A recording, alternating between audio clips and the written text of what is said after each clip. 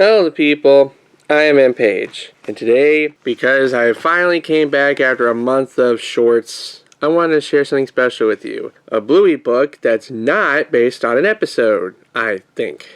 Bluey's Night Before Christmas. Now, from what I could tell, this could either be an adaptation of 'Twas the Night Before Christmas, or another book version of Veranda Santa, or could be something totally original. Let's find out together, shall we? Because it's the holidays, and there's nothing like being all warm and cuddly with a book and stuff to do holidays, I guess. A retelling of the classic tale The Night Before Christmas. Oh, okay. We're in for some fun, aren't we? Rita and Dennis, that's some nice Easter eggs there. Imagine like Chili reading this in like an episode version, that'd be something. 'Twas the night before Chrissy, when inside their home, not a healer was stirring, not even a gnome. Nope, don't see any gnomes in here. The stockings were hung, and high hopes filled the air. A good old veranda Santa would soon be there. I read that wrong and I don't care. What board game is that? As Bluey and Bingo lay snug in their beds, dreams of chocolate doodads danced in their heads, and tired Mom and Dad, with no more to wrap, relaxed on the couch for a well-deserved nap. Then why is Dad on the floor? Okay, so it does tell me that this is gonna be basically them reusing shots of older episodes with Christmassy stuff in it, but you know what? It's some really joyful visuals and it's something different, so this gets a pass. Outside, the lights lit up the sky like a show, making the poinciana tree glimmer and glow. Did I say poinciana correctly? Please tell me I did. Then what did the kids hear on the veranda? They both woke up gasping, "It's gotta be Santa!" Guys, aren't you a little freaking jumpy there? You know the rules of Veranda Santa, no peeking or no presents. Why are you up? Bingo ran to the window, but all she could see was Malcolm asleep high up in the tree. I didn't know the bird had a name. No, it's not Santa, Bingo quietly said. Then she went back to snuggle with Floppy in bed. She's just so cute. Psst, Bingo, said Bluey. I can't get to sleep. Let's take the train to see Santa. Please, just a peep. Ooh, they're gonna go Polar Express on us, I guess. Okay, said Bingo, picking up all her toys before they tiptoed out, not making a noise. Honestly, this is surprising even for me that Bluey can manage a stealth check like that. Let's do this, said Bluey. We'll find Mom and Dad first. Into the lounge room, the Christmas train burst. Ah, shouted Dad, and Mom did the same. Dude, yelled the drivers, quick, jump on our train! Aren't they Veranda Santa? How are they gonna explain their way out of this one? Also, if this is their idea of a train, I don't think they're gonna fit. Wait, isn't this the train? What? How? Well, at least they're going along with it. The passengers hopped on, all sleepy-eyed. Welcome aboard, mate. You're in for a ride. Bluey looked at her mom with a smile on her face. Now it's off to see Santa. There's no time to waste. Your ticket is $1 trillion bucks, please. How much? Gasped Dad. Do you accept G's? Sure thing, said the driver. Have an awesome trip. Here's some crackers, added Dad. You can have for a tip. I don't even think that Polar Express cost $1 trillion dues.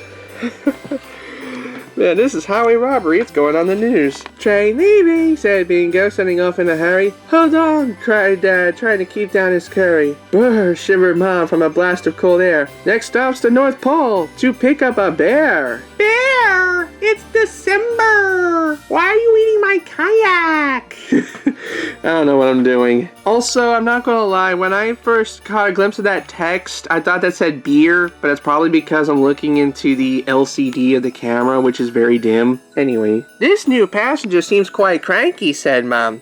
Roar, the bear growled while biting Dad's bum. Look at him, he couldn't even fly. It's like the tiny toilet from the Minions.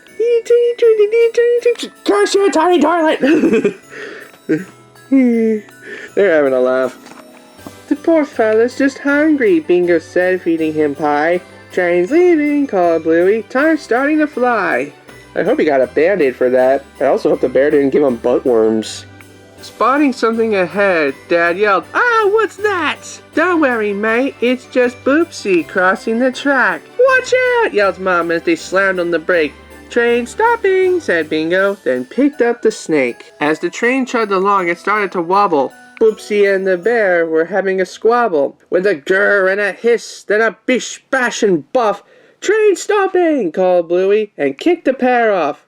I hope she means that pair, and not this pair, because otherwise this will be a really sad story. Though the drivers were tired, they needed to race. To catch Santa now, they had to pick up the pace. "It's your turn, Dad. Our driving shift's done. Strap yourselves in, kids. It's time for some fun."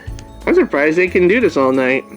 Faster than a greyhound, the train puffed and puffed. A smell filled the carriage. "Hey, which one of you fluffed?" "Not me," they all shouted as quick as could be. "It must be the fairies," Dad giggled. Tee-hee. Last I checked, fairies don't, do they? I know in Fairly Odd Parents they do. Have we ever seen a fairy fluff in Bluey? I'm pretty sure this guy's just talking out his bum. "Train stopping," said Dad as he started to slow. "Wait, what?" shouted Bluey. "We must go, go, go." "Your driver," said Dad, "needs a quick dunny break." "There's no time," said Bluey. "Just drive the train, mate." If a car can stop for a flat tire, I think this driver can stop for a toilet break. At least be a little considerate. As the train passed the station, it picked up a pet. "No cats allowed," said the driver. "Off you get." "I wouldn't touch him," Bluey sensibly said, as Mr. Cotton Socks pounced and went straight for Dad's head. I don't think I saw this scene. Then again, it's been a while since I saw trains. I don't even know what this is, honestly.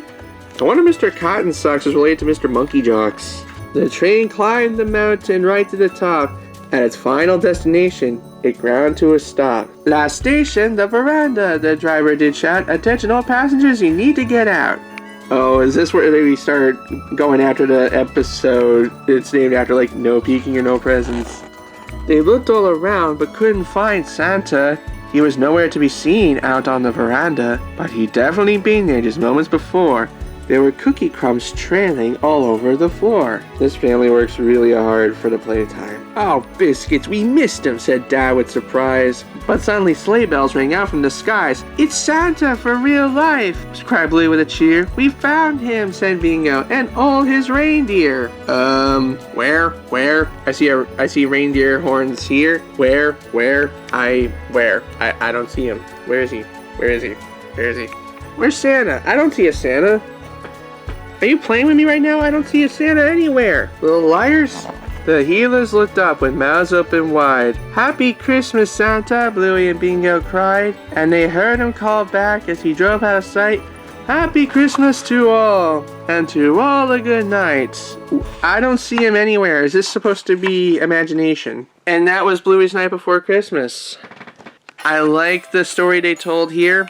I like the rhymes, I like the visuals, it's all really adorable, and I like that it's not strictly based on an episode, because if this was just Veranda Santa retold entirely in rhyme, I feel like I would have wasted some serious money on it. But I enjoyed the story, and I hope you enjoyed me reading it, and I also hope that one day I can make content that can surpass even my own views again, because, like, I feel like I'm losing myself to the Slop Factory. But until next time, thank you all for watching, and a big thanks to the paid channel members, Pixar415, Raptorman132, Septile720, Wayfinder39. And I'll check you guys later. Peace.